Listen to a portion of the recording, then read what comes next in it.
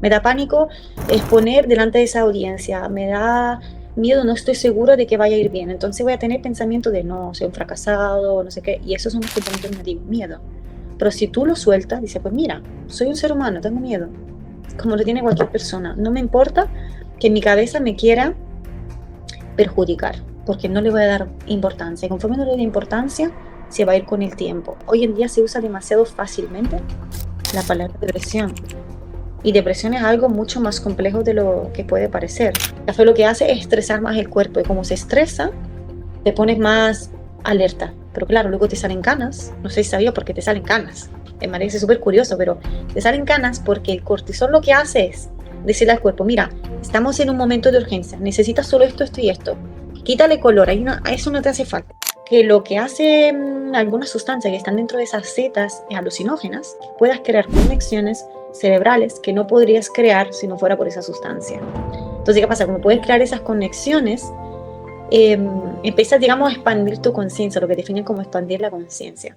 Es un tema que hace tiempo vi algún documental y me pareció bastante interesante, y es cómo determinadas sustancias influyen en nuestro cerebro. En concreto, era un documental de psicodélicos, ¿vale? Y hablaban pues del LSD, de la psilocibina y tal.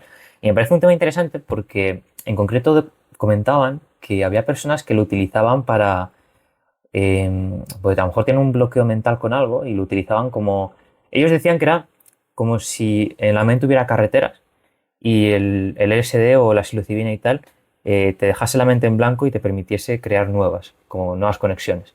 Entonces, me gustaría preguntarte, si conoces del tema, cómo influyen este tipo de sustancias en nuestro cerebro y mm, no si las recomiendan, no sé, pero eh, al final, cómo influyen en nuestra mente y en nuestra psicología.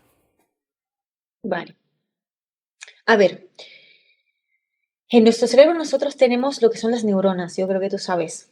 Cada neurona tiene un axón, ¿vale? Que es como una colita. Y de ese axón se van segregando neurotransmisores que son los que mandan el mensaje al siguiente axón, ¿no? Y esas son las conexiones neuronales que nosotros tenemos.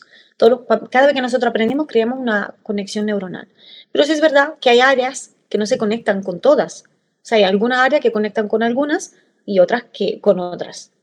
¿Qué pasa con los psicodélicos?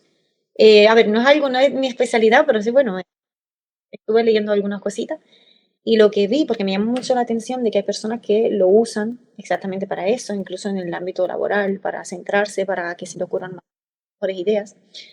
Y descubrí que lo que hace algunas sustancias que están dentro de esas setas alucinógenas, la seta, ¿no? ¿Te referías? Bueno, yo me refiero a las setas, perdona, tenía en mente esto, que hay algunas setas alucinógenas que tienen una sustancia que lo que hace es que puedas crear conexiones cerebrales que no podrías crear si no fuera por esa sustancia. Entonces, ¿qué pasa? Como puedes crear esas conexiones, empiezas, digamos, a expandir tu conciencia, lo que definen como expandir la conciencia. Y puedes ver las cosas desde un punto de vista totalmente diferente, porque evidentemente es esa sustancia la que hace que puedas conectar con esas dos áreas. Ahora bien, aunque a corto plazo sea bueno en el sentido de que te permite experimentar las cosas de otra forma, de hecho, hay gente que lo que dice es que se separa un poco, dejas de distinguir entre tú y el resto, casi que te derrites, eres parte de todo, ¿no? Por eso se expande la conciencia. Pero ¿qué pasa? Que a largo plazo el cerebro se acostumbra a esa sustancia. Lo que yo te dije de los axones, ellos emiten sustancias, neurotransmisores, y lo recogen. Y nosotros tenemos receptores para esas sustancias en ciertas cantidades. Imagínate, por ejemplo, del azúcar o del tabaco, bueno, de cualquier sustancia. Yo tengo, imagínate, 5 receptores, por ponerte un ejemplo. Pero claro, si yo empiezo a darle de esa sustancia un montón, lo que hace mi cerebro es, uff, hay demasiado, necesito más receptores para esto. Entonces va a aumentar. Y en lugar de 5 vas a tener 10. ¿Qué pasa cuando tú retiras esa sustancia? Que tú tienes 10 receptores y están vacíos y te van a pedir más. Ahí es cuando surge un poquito lo que es la dependencia. Con las setas, porque eso suele pasar con la mayoría de drogas. Con la setas lo que pasa es que, por una parte, mejora la plasticidad cerebral porque creas conexiones nuevas, pero por otra, si lo haces de manera descontrolada y demasiado constante, o sea, demasiado a menudo, creas una dependencia en el cerebro. Entonces, ¿qué pasa? Que si con esa droga tú aumentas tu motivación y la acostumbras, ya cuando no tengas la droga vas a estar totalmente desmotivado. No vas a disfrutar las cosas que vives en el día a día, como lo harías sin esa droga. Porque el cuerpo asume, cree y crea más receptores, creyendo que necesita esa sustancia para tú experimentar esa emoción o esas sensaciones. Entonces se crea ese proceso de habituación, se llama así habituación. Crea más receptores que necesitan más cantidad y si tú no la tienes, pues la sensación que antes sentías, pues no te la voy a dar. Aunque la sentías de manera natural. Entonces, hasta cierto punto, si la usas poquito, puntualmente, si te sirve, genial. Yo no lo he probado, la verdad que no es algo que me llame la atención para probar, honestamente.